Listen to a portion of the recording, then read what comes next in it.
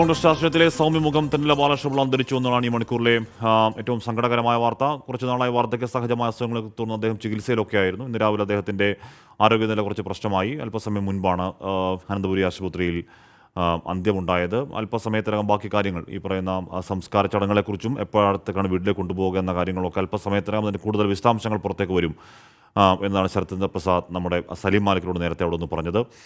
എല്ലാ രാഷ്ട്രീയ നേതാക്കളും വലിയ വേദനയിലാണ്. അദ്ദേഹവുമായി വളരെ അടുത്ത് ഇടപഴകിയ ഒരുപാട് നേതാക്കൾ സമകാലിക രാഷ്ട്രീയത്തിൽ വളരെ സജീവമായുണ്ട്. അവരൊക്കെ അവരുടെ ഓർമ്മകൾ പങ്കുവയ്ക്കുന്ന മണിക്കൂറുകൾ കൂടിയാണ്. ബി ദിലീപ് കുമാർ കൂടി ചേരുന്നു. ദിലീപ്, ഒട്ടുമിക്ക എല്ലാവരും ഓർമ്മിക്കുന്നത് 2001 ഈ പറയുന്ന വലിയ വിജയം, അന്നൊക്കെ ഒരുപക്ഷെ കോൺഗ്രസ് 100 സീറ്റിലേക്ക് എം എ വാഹിദിനെ കൂടി ചേർത്ത് 100 സീറ്റ് ഒക്കെ വിജയിച്ച് അങ്ങനെ ആ സമയത്തെ ഈ പറഞ്ഞ ഗ്രൂപ്പ് വൈരമൊക്കെ മാറ്റി നിർത്തി ഇരുവരെ എല്ലാവരും ചേർത്ത് കൊണ്ടുപോയി ഒരു തെരഞ്ഞെടുപ്പിനൊടുവിൽ KPCC അധ്യക്ഷ സ്ഥാനം നഷ്ടമാകുമ്പോൾ മിണ്ടാതെ ഇറങ്ങിപ്പോയ ഒരു തെന്നലെ പറ്റി എല്ലാവരും പറയുകയായിരുന്നു. ഒരുപക്ഷെ ഒരു KPCC അധ്യക്ഷ സ്ഥാനമാറ്റത്തിൽ കെ സുധാകരൻ്റെ പല പ്രതികരണങ്ങളും നമ്മൾ കേട്ടിട്ട് അധിക നാളായുമില്ല. എങ്ങനെയാണ് നിലമ്പൂർ ഉള്ള രാഷ്ട്രീയ നേതാക്കളൊക്കെ തെന്നലെ ഓർക്കുന്നത് ദിലീപ്?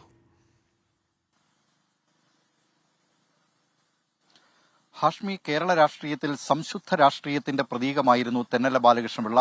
ആദർശം എന്നത് പറയുക മാത്രമല്ല, പറയുക പ്രസംഗിക്കുക എന്നത് മാത്രമല്ല, അത് ജീവിതത്തിലും കാണിച്ചു കൊടുക്കേണ്ടതാണ് എന്ന് തെളിയിച്ച അപൂർവം രാഷ്ട്രീയക്കാരിൽ ഒരാളായിരുന്നു തെന്നല ബാലകൃഷ്ണപിള്ള എന്ന് നിസ്സംശയം പറയാം. അദ്ദേഹം ഒരു അധികാരവും ചോദിച്ചു വാങ്ങിയതല്ല, അധികാരങ്ങൾ അദ്ദേഹത്തെ പലപ്പോഴും തേടിയെത്തിയതാണ്. കോൺഗ്രസിൽ പ്രതിസന്ധി ഉണ്ടായ ഘട്ടത്തിലൊക്കെ ഒരു ജീവൌഷധമായി അല്ലെങ്കിൽ ഒരു ഇളം തെന്നലായി തെന്നല ബാലകൃഷ്ണപിള്ളയുടെ പേരാണ് കോൺഗ്രസ് നേതാക്കൾ എപ്പോഴും ഉയർത്തിക്കാട്ടിയിരുന്നത്. അത് കോൺഗ്രസ് ആടിയുലഞ്ഞ സന്ദർഭങ്ങളിലൊക്കെ തെന്നല ബാലകൃഷ്ണപിള്ളയെ വിളിക്കൂ, അതിന് പരിഹാരം കണ്ടെത്തും എന്ന് കോൺഗ്രസ് നേതാക്കൾ തന്നെ പറഞ്ഞിരുന്ന കാലമുണ്ടായിരുന്നു.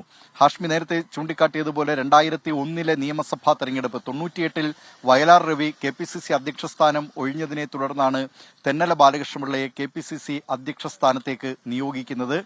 അന്ന് പ്രതിപക്ഷത്തായിരുന്ന കോൺഗ്രസിനെ 2001 100 സീറ്റുകളോടുകൂടി അധികാരത്തിലെത്തിച്ചതിൽ നിർണായക പങ്കാണ് തെന്നല ബാലകൃഷ്ണപിള്ള വഹിച്ചത്. അദ്ദേഹം കേരളത്തിലുടനീളം പ്രചരണവും അതോടൊപ്പം തന്നെ വേണ്ടത്ര നിർദ്ദേശങ്ങളുമൊക്കെയായി പര്യടനം നടത്തുകയും കോൺഗ്രസ് പ്രവർത്തകർക്ക് വലിയ ആത്മവിശ്വാസം പകരുകയും ചെയ്തിരുന്നു. അങ്ങനെ 100 സീറ്റിന്റെ തിളക്കത്തിൽ കോൺഗ്രസ് പാർട്ടി അധികാരത്തിലെത്തിയപ്പോൾ അന്നേ ദിവസം കോൺഗ്രസ് ക്യാമ്പുകളാകെ, കോൺഗ്രസ് നേതാക്കളാകെ, കോൺഗ്രസ് പ്രവർത്തകരാകെ വലിയ സന്തോഷത്തിൽ മുഴുകിയിരിക്കുന്ന ആ സമയത്ത് KPCC അധ്യക്ഷനായിരുന്ന തെന്നല ബാലകൃഷ്ണപിള്ളയെ പാർട്ടി ആസ്ഥാനമായ ഇന്ദിരാഭവനിൽ നിന്ന് തിരുവനന്തപുരത്തെ തൈക്കാട് ഗസ്റ്റ് ഹൌസിലേക്ക് കോൺഗ്രസ് നേതൃത്വം വിളിപ്പിക്കുന്നു. അന്ന് കേരളത്തിന്റെ ചുമതലയുണ്ടായിരുന്ന AICC നേതാവ് ഗുലാം നബി ആസാദ്, അദ്ദേഹം തൈക്കാട് ഗസ്റ്റ്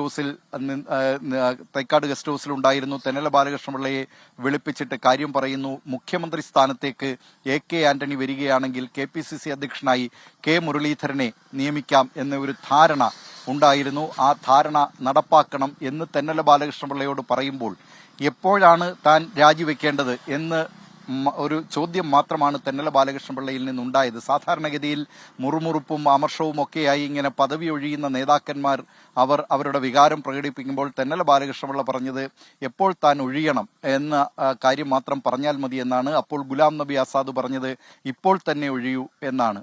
അപ്പോൾ തന്നെ രാജിക്കത്ത് തയ്യാറാക്കാൻ KPCC ആസ്ഥാനത്തെ ടൈപ്പിസ്റ്റായ ശ്രീകുമാറിനോട് പറയുകയും നേരെ അദ്ദേഹം പിന്നീട് തന്റെ വീട്ടിലേക്ക് മടങ്ങിപ്പോവുകയുമാണ് ചെയ്തത്. അങ്ങനെ കേരളത്തിലെ കോൺഗ്രസ് പ്രവർത്തകർ വലിയ സന്തോഷത്തിൽ നിൽക്കുമ്പോൾ അദ്ദേഹത്തെ ഇറക്കി വിട്ടു എന്ന ഒരു നന്ദികേട് അതെല്ലാ കാലവും കോൺഗ്രസ് നേതൃത്വത്തെ വേട്ടയാടിയിരുന്നു. അദ്ദേഹത്തിന് പിന്നീട് രാജ്യസഭാ സീറ്റ് 3ാം ടേമും നൽകുന്നതിന്റെ ഒരു പ്രധാന കാരണം ഇതായിരുന്നു. കോൺഗ്രസ് അധ്യക്ഷയായിരുന്ന സോണിയാഗാന്ധി തന്നെ ഈ കാര്യം തെന്നല ബാലകൃഷ്ണപിള്ളയോട് പറഞ്ഞിട്ടുണ്ട്. താങ്കളെ ഇറക്കിവിട്ടത് അങ്ങനെ ഒരു നീതികേട് കാണിച്ചത് അതിനൊരു പരിഹാരമല്ല ഈ രാജ്യസഭാ അംഗത്വം എന്ന കാര്യം പോലും. അദ്ദേഹം ശൂരനാട് വാർഡ് കോൺഗ്രസ് പ്രവർത്തകനായി വരികയും സജീവ രാഷ്ട്രീയത്തിലേക്ക് വരികയും പിന്നീട് കോൺഗ്രസിന്റെ പല ഘടകങ്ങൾ, അത് മണ്ഡലം കമ്മിറ്റി, ബ്ലോക്ക് കമ്മിറ്റി, കൊല്ലം DCC അധ്യക്ഷ സ്ഥാനം, KPCC ജനറൽ സെക്രട്ടറി സ്ഥാനം, KPCC അധ്യക്ഷ സ്ഥാനം, അങ്ങനെ പടിപടിയായി അദ്ദേഹം കോൺഗ്രസിന്റെ ഓരോ പദവികളിലേക്കും എത്തുകയാണ് ചെയ്തത്. ഞാൻ നേരത്തെ പറഞ്ഞതുപോലെ കോൺഗ്രസ് ആടിയുലഞ്ഞ സന്ദർഭങ്ങളിലൊക്കെ, അത് തദ്ദേശഭരണ തെരഞ്ഞെടുപ്പുമായി ബന്ധപ്പെട്ട് 96 കോൺഗ്രസ് ആടിയുലഞ്ഞപ്പോൾ അന്ന് അതിനൊരു സിദ്ധൌഷധം എന്ന നിലയിൽ തെന്നല ബാലകൃഷ്ണപിള്ളയാണ് നിയോഗിച്ചത്. പിന്നീട് കെ കരുണാകരൻ തൃശൂരിൽ പരാജയപ്പെട്ടപ്പോൾ കോൺഗ്രസ് ഒരു വലിയ പ്രതിസന്ധിയിലേക്ക് ചെന്നു. ആ പ്രതിസന്ധി ഘട്ടത്തിലും പ്രശ്നപരിഹാരത്തിന് തെന്നല ബാലകൃഷ്ണപിള്ളയെ നിയോഗിച്ചിരുന്നു. ഒരിക്കൽ കേരളത്തിൽ നിരീക്ഷകനായി AICCയുടെ നിരീക്ഷകനായി എത്തിയ അന്ന് പോണ്ടിച്ചേരി മുഖ്യമന്ത്രിയായിരുന്ന പിന്നീട് കേന്ദ്രമന്ത്രിയുമൊക്കെയായ വി നാരായണസ്വാമി തന്നെ ചോദിച്ചിട്ടുണ്ട്, എങ്ങനെയാണ് AK ആന്റണിയെയും കെ കരുണാകരനെയും KPCC അധ്യക്ഷൻ എന്ന നിലയിൽ താങ്കൾ ഇങ്ങനെ സമന്വയത്തോടുകൂടി മുന്നോട്ട് കൊണ്ടുപോകുന്നത് എന്ന കാര്യം. അതായത് രണ്ടു നേതാക്കളോടും ബഹുമാനം തെന്നല ബാലകൃഷ്ണപിള്ള എക്കാലവും പുലർത്തിയിരുന്നു. അദ്ദേഹം ഒരു I ഗ്രൂപ്പുകാരനായിരുന്നു, കരുണാകരൻ അനുഭാവിയൊക്കെ ആയിരുന്നു. പക്ഷേ അപ്പോഴും AK ആന്റണിക്ക് തെന്നല ബാലകൃഷ്ണപിള്ളയോട് യാതൊരു എതിർപ്പുമില്ലായിരുന്നു എന്നതാണ് ശ്രദ്ധേയമായ കാര്യം. അദ്ദേഹം ആദ്യം ഈ രാഷ്ട്രീയത്തിലേക്ക് വരുമ്പോൾ 17 ഏക്കർ ഭൂമി അദ്ദേഹത്തിന്റെ പേരിൽ ഉണ്ടായിരുന്നു. അത് പിന്നീട് കുറഞ്ഞു വരികയും കേവലം 17 സെന്റ് എന്ന നിലയിലേക്ക് അത് ഓരോ തെരഞ്ഞെടുപ്പിലും അടൂരിൽ 2 തവണ വിജയിക്കുകയും 3 തവണ പരാജയപ്പെടുകയും ചെയ്തിട്ടുണ്ട് തെന്നല ബാലകൃഷ്ണപിള്ള. അങ്ങനെ ഓരോ തെരഞ്ഞെടുപ്പിലും അദ്ദേഹത്തിന്റെ വസ്തുവിന്റെ അളവും കുറഞ്ഞു വന്നിട്ടുണ്ട്. രാഷ്ട്രീയം എന്നതൊരു ഉപജീവന മാർഗമല്ല, അത് ആദർശത്തിന്റെ ഒരു പ്രതീകമാണ് എന്ന് തെളിയിച്ചു കൊടുത്ത കേരള രാഷ്ട്രീയത്തിലെ അപൂർവം രാഷ്ട്രീയക്കാരിൽ ഒരാൾ കൂടിയാണ് ഇപ്പോൾ വിട പറഞ്ഞിരിക്കുന്നത്. ഹാഷ്മി.